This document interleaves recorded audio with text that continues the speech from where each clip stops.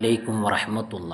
പൊതുസ്ഥലത്ത് മറ്റൊരാളുടെ സമ്മതമില്ലാതെ വീഡിയോ എടുത്ത് പ്രചരിപ്പിച്ച ഒരു യുവാവിന് അബുദാബി ഗവൺമെൻറ് നൽകിയ പിഴയാണ് ഇവിടെ കൊടുത്തിട്ടുള്ളത്.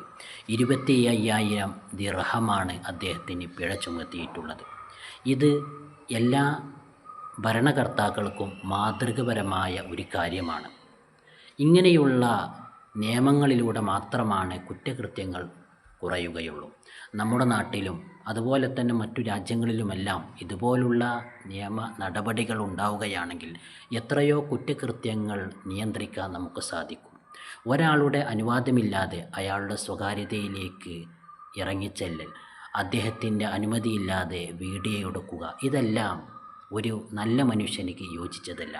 വിശുദ്ധ ഇസ്ലാം തന്നെ കൽപ്പിക്കുന്നത്, നിങ്ങൾ മറ്റുള്ളവരുടെ കുറവുകൾ കണ്ടെത്തുന്നതിനു പകരം ആദ്യം സ്വന്തം കുറവുകൾ കണ്ടെത്തി അത് നികത്താൻ ശ്രമിക്കാനാണ് വിശുദ്ധ ഇസ്ലാം കൽപ്പിക്കുന്നത്.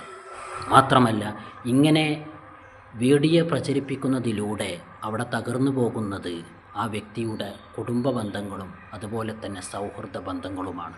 ഇതുപോലുള്ള വീഡിയോ പ്രചരിപ്പിക്കുന്നതിലൂടെ നമ്മുടെ സമൂഹത്തിൽ നഷ്ടമാകുന്നത് നല്ല ഒരു കുടുംബ ബന്ധ തകർച്ചയും അതുപോലെ തന്നെ വ്യക്തിബന്ധങ്ങളുടെ തകർച്ചയുമാണ്. ഇങ്ങനെയുള്ള വീഡിയോകൾ നാം ശ്രദ്ധിക്കണം. ഇത് നമ്മുടെ ജീവിതത്തിൽ ഉണ്ടാകാൻ പാടില്ല. അസ്സലാമു അലൈക്കും.